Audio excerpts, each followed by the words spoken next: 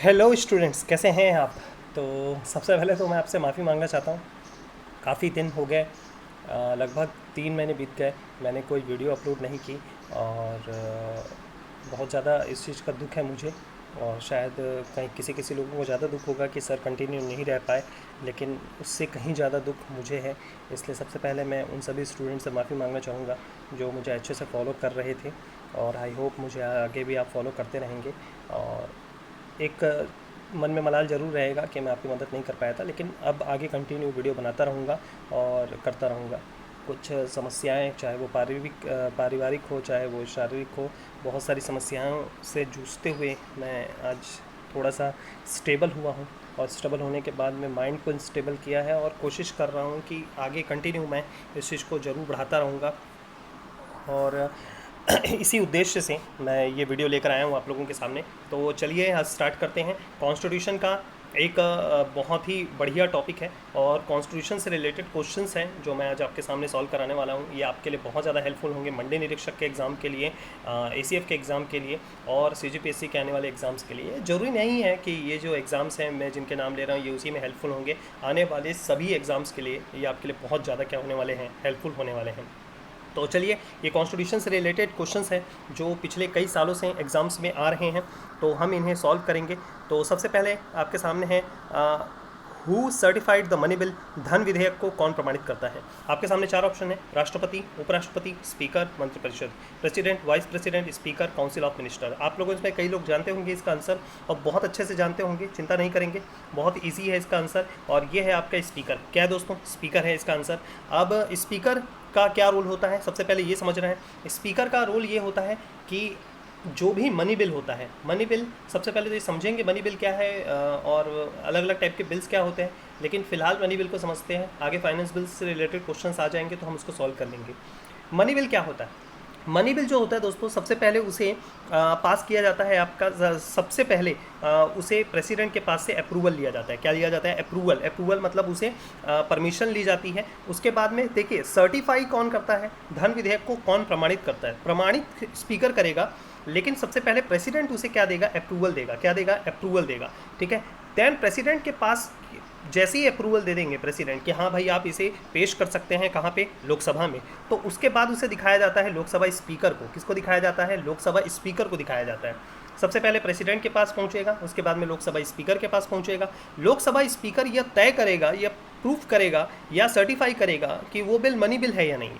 ठीक है। कहीं वो बिल ऑर्डिनरी बिल तो नहीं है, कहीं वो बिल आपका मतलब नॉर्मल बिल तो नहीं है, कहीं वो आपका फाइनेंस बिल तो नहीं है। उसे मनी बिल है या नहीं ये कौन डिसाइड करेगा? आपका स्पीकर डिसाइड करेगा। देन वो पहुंचेगा लोकसभा में। कहाँ पहुंचेगा दोस्तों? लोकसभा में पहुंचेगा। लोकसभा में पहुंचने के बाद में, ठीक है, सबसे पहले कहाँ पहुंचा था? सबसे पहले प्रेसिडेंट ने अप्रूवल दिया था। ठीक है, प्रेसिडेंट का अप्रूवल हुआ था, उसके बाद में फिर लोकसभा स्पीकर के पास पहुंचा, उसके बाद में हो गया लोकसभा में।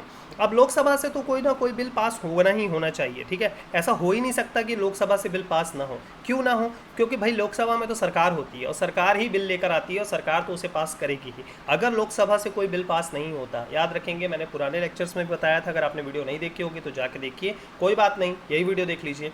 मैं आपको बता रहा हूँ लोकसभा से बिल पास होना ही चाहिए। अगर लोकसभा से बिल पास नहीं होता तो इसका मतलब ये होता है कि सरकार के सांसदों का सरकार के ऊपर कोई भरोसा नहीं है और इसीलिए जो विपक्ष है, अपोजिशन है, कांग्रेस पार्टी है, वो मोदी जी के ऊपर क्या ला लेगी? अविश्वास प्रस्ताव ला देगी और सरकार के गिरने का लगभग तय माना जाता है। ठीक है, तो इस वजह से ये माना जाता है कि सरकार गिर सकती है। ठीक है, तो लोकसभा स्पीकर जो होते हैं, सॉरी, जबकि जो लोकसभा है वहाँ बिल पास होना ही चाहिए। तो लोकसभा में बिल का पास ना होना ये कोई बहुत मतलब कोई ऐसा बोल दोगे कि एकदम रेयर, ऐसा हो ही नहीं सकता, रेयर वाली बात ही नहीं है।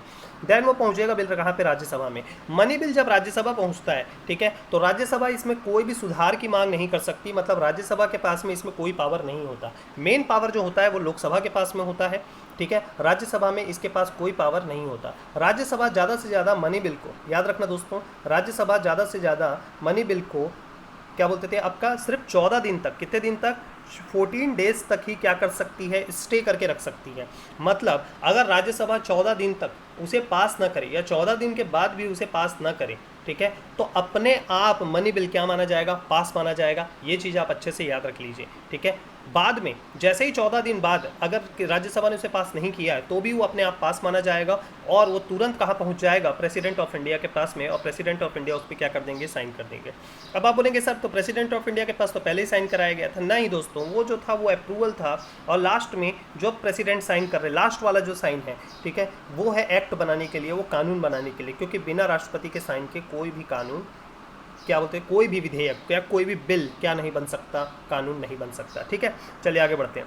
अगला क्वेश्चन है, संविधान के अनुसार इनमें से राष्ट्रपति की विधायी शक्ति कौन सी है। देखिए दोस्तों, ये है 2019 का या 2018 का CGPSC का क्वेश्चन था। बहुत लोग इसमें कंफ्यूज हुए थे, क्योंकि अगर आप राष्ट्रपति की विधायी शक्ति पढ़ते हैं, नॉर्मली किसी बुक से पढ़ते हैं, ठीक है, एम लक्ष्मीकांत से पढ़ेंगे तो आपको थोड़ा सा अंतर समझ में आएगा, लेकिन अगर आप नॉर्मल बुक से पढ़ते हैं या किसी कोचिंग इंस्टीट्यूट की बुक से पढ़ते हैं तो आपको अंतर समझ में नहीं आएगा, क्योंकि ये चारों ऑप्शन में 3 ऑप्शन देखिए, A, B और D। पहला, संसद का सत्र आहूत करना, ठीक है, इंग्लिश वाले अपने बगल में दिखते जाएंगे। संसद का सत्रावसान करना, संसद की बैठक स्थगित करना। देखिए एक चीज़ तो तय है, एक चीज़ बहुत ज़्यादा तय है जो आपको समझनी है कि जो C ऑप्शन है वो है ही नहीं, ठीक है, राष्ट्रपति की विधायी शक्ति बिल्कुल है ही नहीं। तीनों है, D भी है, B भी है और A भी है, ठीक है। मतलब संविधान के अनुसार इनमें से राष्ट्रपति की विधायी शक्ति कौन सी है, तो एक ही है आंसर, याद रखना है, आंसर तो एक ही है, ठीक है, लेकिन ये 3 भी है।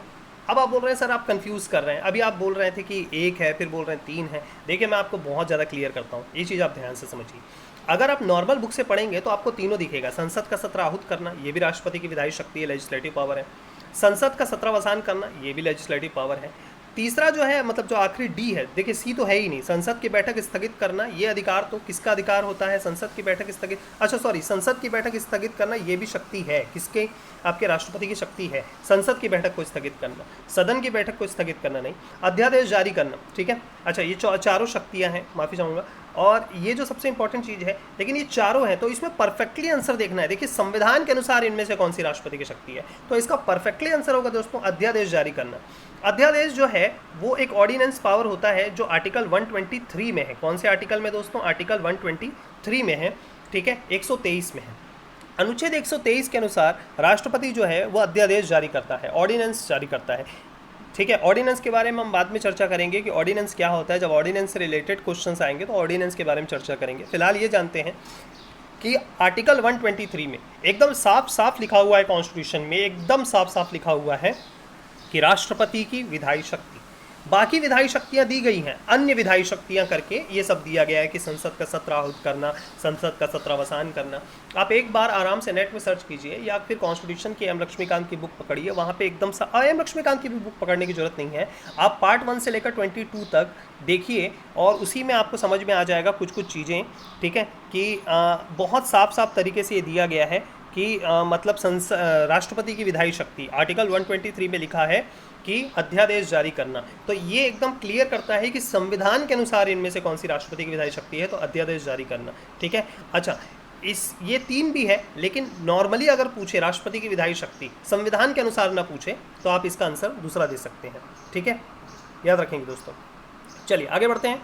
और यदि राष्ट्रपति ने संसद के संयुक्त सत्र के लिए, देखिए क्या लिखा है, यदि प्रेसिडेंट जो है, ये अगर मान के चलिए प्रेसिडेंट ऑफ इंडिया जो है वो पार्लियामेंट के जॉइंट सेशन के लिए एक अधिसूचना जारी कर दे, मतलब एक क्या बोल सकते हैं, एक सेशन के लिए एक समन बुला लें कि हाँ भाई जॉइंट सेशन बुलाना है। कभी कभी जॉइंट सेशन क्यों बुलाया जाता है, ये सबसे पहले समझते हैं। जॉइंट सेशन का मतलब होता है संयुक्त सत्र, जिसमें लोकसभा और राज्यसभा दोनों एक साथ बैठती है, लोकसभा और राज्यसभा एक साथ बैठती है और उसके बाद में किसी बिल पर या किसी विधेयक पर क्या करती है, चर्चा करती है। बिल मतलब विधेयक ही होता है, ठीक है, बिल मतलब इंग्लिश में होता है और विधेयक मतलब हिंदी में होता है, ठीक है। तो अब क्या होता है कि जब दोनों के दोनों मतलब जब एक साथ बैठते हैं और किसी बिल पर क्या करते हैं, चर्चा करते हैं, ठीक है, तो चर्चा जब होती है तो दोनों मिलकर करते हैं और दोनों मिलकर उसे पास करने की कोशिश करते हैं। तो ये कौन बुलाते हैं, ये भी राष्ट्रपति बुलाते हैं। अनुच्छेद 108 में लिखा हुआ है जॉइंट सेशन, संयुक्त सत्र। आर्टिकल 108 में, आर्टिकल 108 मतलब अनुच्छेद 108, ठीक है दोस्तों, अनुच्छेद 108 में ये दिया हुआ है आपका कौन सा, जॉइंट सेशन के बारे में बात की गई है कि जॉइंट सेशन होगा और बढ़िया होगा। ठीक है, अच्छा अब उसके बाद में ये क्वेश्चन क्या बोल रहा है, यदि राष्ट्रपति ने संसद के लिए संयुक्त सत्र के लिए अधिसूचना जारी कर दी है, एक मतलब ये बोल दिया है कि ये सूचना होगी और इसी बीच लोकसभा विघटित हो जाए। विघटित का मतलब क्या होता है दोस्तों, अनुच्छेद 85 के अनुसार, आर्टिकल 85 के अनुसार लोकसभा का विघटन कौन करता है, राष्ट्रपति करते हैं। कौन करते हैं, राष्ट्रपति करते हैं। अब ये जो विघटन का मतलब क्या होता है, डिसॉल्व होना या भंग होना। सीधा सीधा बातों में है कि सरकार का गिर जाना। मान के चलिए राष्ट्रपति रामनाथ जी कोविंद ने संसद के जॉइंट सेशन बुलाया और इसी बीच में नरेंद्र मोदी जी की सरकार गिर गई तो क्या होगा। ठीक है, आपके सामने 4 ऑप्शन है। संयुक्त सत्र यथा समय आहूत होगा, मतलब इसका मतलब है कि जिस समय पे राष्ट्रपति ने बोला है उसी समय पे आहूत होगा। ठीक है, अच्छा संयुक्त सत्र निरस्त हो जाएगा। संयुक्त सत्र निरस्त हो जाएगा मतलब कैंसिल हो जाएगा, ये कहना चाह रहा है। तीसरा बोल रहा है कि संयुक्त सत्र नई लोकसभा के गठन के बाद होगा। संयुक्त सत्र क्या होगा, नई लोकसभा के गठन के बाद होगा, मतलब जो नई सरकार बनेगी उसके बाद होगा। ठीक है, और चौथा बोल रहा है कि बिल लैप्स हो जाएगा। ठीक है, पहला क्या बोल रहा है, संयुक्त सत्र यथासमता होगा, मतलब जिस समय पे राष्ट्रपति ने बोला था उसी समय होगा, चाहे सरकार गिरे चाहे बचे। दूसरा बोल रहा है कि ज्वाइंट सेशन कैंसिल हो जाएगा क्योंकि अब सरकार गिर गई है तो कैंसिल हो जाना चाहिए। संयुक्त सत्र नई लोकसभा के गठन के बाद होगा, मतलब जब नई सरकार बनेगी, मोदी जी की सरकार गिर गई तो किसी न किसी की सरकार बनेगी।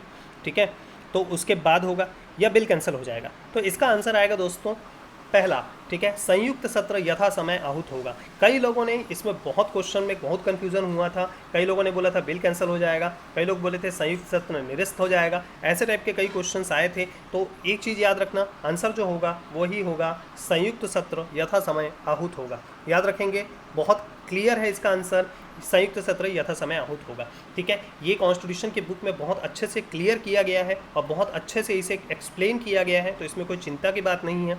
ठीक है, आप इसे देख सकते हैं और यही इसका आंसर होगा।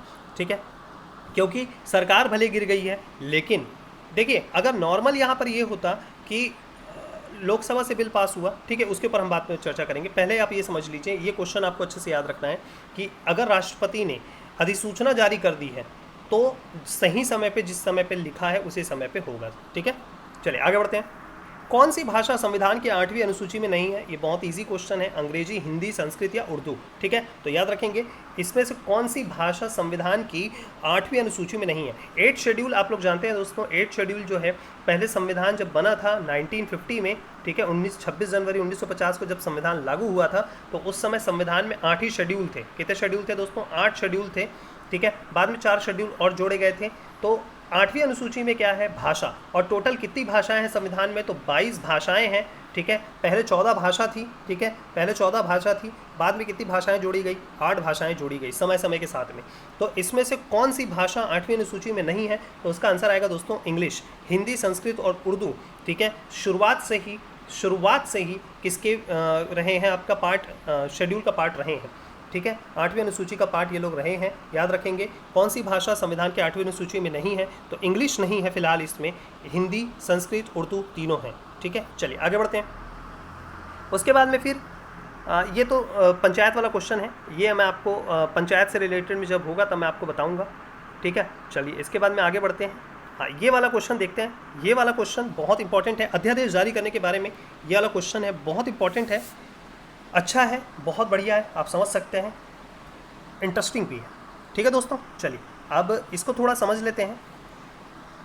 भारत के राष्ट्रपति के अध्यादेश जारी करने की शक्ति के विषय में सही क्या है। देखिए सबसे पहले क्या लिखा है, अध्यादेश जारी करने की शक्ति को पहले ही मैं बता चुका हूँ, आर्टिकल 123 में, अनुच्छेद 123 में इसका वर्णन है। अगर आपसे क्वेश्चन पूछता है कि राष्ट्रपति कौन से अनुच्छेद के तहत में अध्यादेश जारी करता है, तो उसका आंसर आएगा दोस्तों अनुच्छेद 123। ठीक है, तो इसमें बोल रहा है अध्यादेश जारी करने की शक्ति के बारे में सही क्या है, ऑर्डिनेंस पावर के बारे में सही बताना है आपको। तो देखिए पहला क्या बोल रहा है, जब संसद सत्र में ना हो तो यह जारी किया जाता है। एकदम सही है, कोई दिक्कत नहीं है, एकदम सही है। जब संसद सत्र में नहीं होता तब यह जारी किया जाता है, एकदम परफेक्टली आंसर है इसका, कोई दिक्कत नहीं है। दूसरा बोल रहा है जब संसद का एक सदन सत्र में ना हो तो भी यह जारी किया जा सकता है। इस क्वेश्चन का मतलब ये है कि ये कहना चाह रहा है कि लोकसभा सेशन में है और राज्यसभा सेशन में नहीं है, या राज्यसभा सेशन में है और लोकसभा सेशन में नहीं है।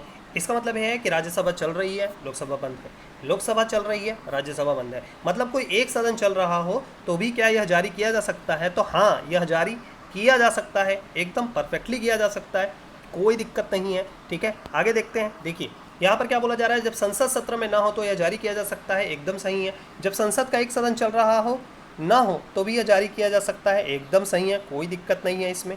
ठीक है, तो देखिए ये ऐसे टाइप के क्वेश्चंस में आपको क्या करना चाहिए, एलिमिनेट करना चाहिए। ऑप्शंस को देखिए, ऑप्शंस यहाँ पे देखिए 38 का है, एक पेज में पूरा नहीं आ रहा है इसलिए इसको थोड़ा ऊपर नीचे स्क्रॉल कर रहा हूँ।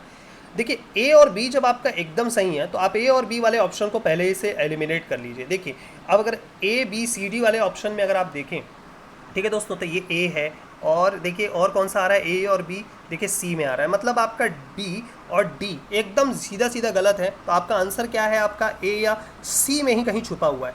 ठीक है, ए या सी में ही आपका आंसर क्या है, कहीं पे छुपा हुआ है। तो आपको इसे क्या करना है, कुछ नहीं करना है, बस देखना है। अच्छा, इसके बाद क्या बोला जा रहा है, इसे वापस नहीं लिया जा सकता। अब बताइए कि अध्यादेश को वापस नहीं लिया जा सकता, बिल्कुल लिया जा सकता है। तो ये लाइन तो गलत हो गई, हमको सही चुनना है। हमको क्या लिखना है, सही चुनना है। ए और बी तो हमारे सही हो गए, इसे वापस नहीं लिया जा सकता। देखिए राष्ट्रपति अध्यादेश को कभी भी वापस ले सकता है। अध्यादेश का मतलब क्या होता है दोस्तों, कि मान के चलिए कि भारत को या भारत सरकार को, ठीक है, अचानक से एक ऐसे कानून की ज़रूरत पड़ गई जो बहुत ज़्यादा इंपॉर्टेंट है। अचानक से लोगों ने डिमांड कर ली कि इस घटना से संबंधित सरकार कानून बनाए, आंदोलन हो रहे हैं। तो भारत सरकार क्या कर सकती है कि एक ऐसा कानून का मसौदा तैयार करके या स्ट्रक्चर तैयार करके सीधे राष्ट्रपति के पास लेकर जाएगी, और राष्ट्रपति अनुच्छेद 123 का पावर यूज़ करके राष्ट्रपति अध्यादेश क्या कर देंगे, जारी कर देंगे।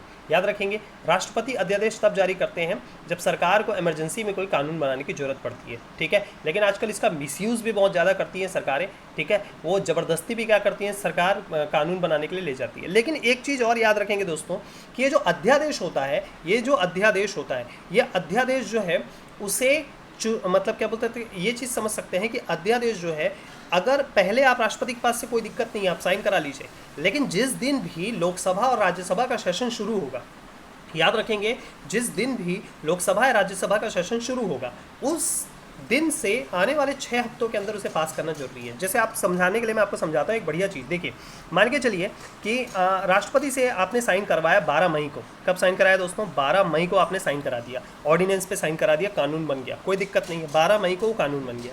लेकिन मान के चलिए 1 जून को लोकसभा की बैठक बैठी, लोकसभा का सेशन शुरू हुआ, तो 1 जून से लेकर आने वाले 6 हफ्तों के अंदर, कितने हफ्तों के अंदर दोस्तों, 6 वीक के अंदर आपको इसे लोकसभा के अंदर क्या करना पड़ेगा, पारित करना पड़ेगा। बहुत इंपॉर्टेंट है, लोकसभा के अंदर इसे पास करना पड़ेगा। और मान के चलिए राज्यसभा भी मान के चलिए 3 जून को बैठ गई। कब बैठ गई, 3 जून को बैठ गई, तो उसे भी आने वाले 6 हफ्ते के अंदर उसे पास करना पड़ेगा। अगर आप इसे ऐसे पास नहीं करते तो ये चीज़ समझ लीजिए कि वो अपने आप खत्म हो जाएगा। ठीक है, और इसके बीच में अगर राष्ट्रपति इसे वापस लेना चाहें तो इसे वापस भी ले सकता है। ठीक है, ये चीज़ याद रखेंगे, बहुत इंपॉर्टेंट है।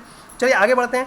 अध्यादेश द्वारा मौलिक अधिकारों को निलंबित किया जा सकता है। देखिए दोस्तों, ये तो बड़े बचकाने वाली बात हो गई कि भाई ऑर्डिनेंस के थ्रू, ऐसे में तो कोई भी सरकार कभी भी आपका मौलिक अधिकार क्या कर सकती थी, छीन सकती। तो ये तो गलत है, सी भी गलत है, डी भी गलत है। न्यायालय में अध्यादेश को इस आधार पर चुनौती नहीं दी जा सकती कि अध्यादेश जारी करने की शक्ति का असद्भावनापूर्ण उपयोग किया गया है। ठीक है दोस्तों, याद रखेंगे, चुनौती नहीं दी जा सकती बोल रहे हैं, नहीं दी जा सकती है, बिल्कुल दी जा सकती है कि अध्यादेश गलत तरीके से पेश किया गया है, इस बेस पे सुप्रीम कोर्ट में या किसी कोर्ट में आप एप्लीकेबल कर सकते हैं। याद रखेंगे, चुनौती दी जा सकती है। ठीक है, अच्छा सॉरी, चुनौती नहीं दी जा सकती, सही चुनना है, एकदम सही है, चुनौती नहीं दी जा सकती। किसी भी कोर्ट में अध्यादेश को चुनौती नहीं दी जा सकती। मतलब मान के चलिए राहुल गांधी जी ने कहा कि सरकार ने बहुत गलत तरीके से क्या लाया है, अध्यादेश लाया है और मनमानी की है, मैं इसे कोर्ट में चुनौती दूंगा। लेकिन राहुल गांधी जी को ये नहीं पता कि ऐसा नहीं हो सकता। ठीक है, राष्ट्रपति अध्यादेश जारी करने की जो शक्ति है वो उनकी विधायी शक्ति है, लेजिस्लेटिव पावर है, और वो कॉन्स्टिट्यूशनल तरीके से हो रहा है। तो आप इसे चैलेंज नहीं कर सकते, कहाँ पे, कोर्ट में चैलेंज नहीं किया जा सकता। ये चीज़ आपको ध्यान रखना है, ये बहुत इंपॉर्टेंट है। ठीक है, तो इसे थोड़ा ध्यान रखेंगे। ठीक है, तो इसका सही आंसर जो है दोस्तों ए, बी और ई है। ठीक है दोस्तों, ए, बी और ई ये इसका सही आंसर है, तो थोड़ा ध्यान रखेंगे, ये बहुत इंपॉर्टेंट है। ठीक है दोस्तों, चलिए आगे बढ़ते हैं। अगला क्वेश्चन जो है वो क्या है, सर्वोच्च न्यायालय के किस निर्णय ने अंतिम रूप से संसद की शक्तियों को प्रभावित किया। ठीक है, तो यहाँ पर बिना देखे एक ही आंसर आएगा और वो बहुत इंपॉर्टेंट है, केशवानंद भारती बनाम केरल राज्य 1973 में आखिरकार केशवानंद भारती जो थे वो केरल राज्य के थे, जिनकी डेथ अभी पिछले साल ही 2020 में हुई थी। और ये जो व्यक्ति थे ये बड़े ही कमाल के व्यक्ति थे। इन्होंने संसद को चुनौती दी थी, क्या संसद सर्वोच्च है, क्या देश में कौन सर्वोच्च है, क्या संविधान सर्वोच्च है, मतलब क्या कॉन्स्टिट्यूशन सुप्रीम है या पार्लियामेंट सुप्रीम है। उस समय पे 1973 में जो हमारे देश की प्रधानमंत्री थी वो थी इंदिरा गांधी, और इंदिरा गांधी के समय पे ऐसा हो रहा था कि पार्लियामेंट अपने आप को सबसे सर्वोच्च मान रही थी, मतलब सरकार ये मानती थी कि वही सबसे बड़ी है, और सुप्रीम कोर्ट के कुछ भी नहीं मान रही थी वो। ये सच है, ये मैं किसी गवर्नमेंट को ट्रोल नहीं कर रहा हूँ, ये सच है। हालात उस समय ऐसे ही थे कि सरकार जो थी वो मतलब पार्लियामेंट को ही सबसे बड़ा मानती थी, और पार्लियामेंट में चुने हुए लोगों को ही सबसे बड़ा मानती थी। वो बाकी 2-3 पिलर्स पे यकीन नहीं कर रही थी, जैसे कि मीडिया और आपका एग्जीक्यूटिव। वो बिल्कुल ये मानती थी कि जो है हम हैं और उसके अलावा कोई नहीं। इस बेस पे केशवानंद भारती ने सुप्रीम कोर्ट में इस चीज़ को डाला था, ये केस, कि भाई कौन सर्वोच्च है। तो इस बेस पे सुप्रीम कोर्ट ने केशवानंद भारती के मामले में ये कहा था कि नहीं, सब संसद की शक्तियां सीमित है, वो संविधान में नियत दायरे तक ही उसमें क्या कर सकती है, चेंज कर सकती है। संविधान को बदलने की शक्ति पूरी तरीके से संसद के पास नहीं है, और कुछ कुछ चीज़ें तो वो बिल्कुल ही नहीं बदल सकती। ठीक है, तो कहीं ना कहीं केशवानंद भारती बनाम केरल राज्य, केशवानंद भारती वर्सेस केरल स्टेट ने 1973 ने इस चीज़ को बहुत ज़्यादा क्या कर दिया दोस्तों, चेंज कर दिया। ठीक है दोस्तों, चलिए ये वाली चीज़ें आज क्या है, समझाने का टॉपिक बहुत ज़्यादा था, और भी ऐसे कई वीडियो, मैं कल एक और वीडियो बनाऊंगा आप लोगों के लिए। एक ऐसा ही वीडियो कल भी पेश होगा, आज भी पेश होगा। ठीक है, कोशिश करूंगा कि हर दिन अब वीडियो डालते रहूं। तो सबसे पहले तो एक बार फिर से मैं आपको सॉरी कहना चाहूँगा, बहुत तहे दिल से माफ़ी चाहता हूँ आप लोगों से, क्योंकि कुछ पारिवारिक समस्याएँ इतनी बड़ी हो गई थी कि उन चीज़ों में थोड़ा ज़्यादा उलझ गया था। और आई होप आप मेरे साथ बने रहेंगे, और बस गुड लक, थैंक यू। और आप लोगों को भी मंडी निरीक्षक के लिए मैं थोड़ा हेल्प करता रहूँगा, और ये बहुत ज़्यादा होगा दोस्तों, चिंता मत कीजिए। आज तो मैंने थोड़ा सा कम ही पढ़ाया, लेकिन थोड़ा एक्सप्लेन ज़्यादा कर दिया। ठीक है, छोटे छोटे वीडियोस बनाता रहूँगा ताकि आपको देखने में इंटरेस्ट जनरेट होता रहे, क्योंकि लंबे वीडियोस बोर करते हैं। ठीक है, तो आप चिंता मत कीजिए, आपके लिए काफ़ी ऑब्जेक्टिव लेकर आऊँगा, और उसी ऑब्जेक्टिव से ही मैं आपको समझाता रहूँगा। ऑब्जेक्टिव वाले सीरीज़ में अभी स्टार्ट किया हूँ, ऑब्जेक्टिव काफ़ी ज़्यादा हम सॉल्व करेंगे, और बहुत ज़्यादा हेल्पफुल होगा आप लोगों के लिए। और एक और चीज़ है कि आपको इससे रिलेटेड अगर कोई PDF चाहिए होगी, तो आप मेरे टेलीग्राम ग्रुप को ज्वाइन कर सकते हैं। टेलीग्राम ग्रुप का जो मैंने लिंक है वो मैंने नीचे दे दिया है डिस्क्रिप्शन में, तो आप वहाँ पे जाके टेलीग्राम ग्रुप को मेरे ज्वाइन कर सकते हैं। ठीक है दोस्तों, थैंक यू, और इसी तरीके से मेरा साथ बनाए रखिएगा।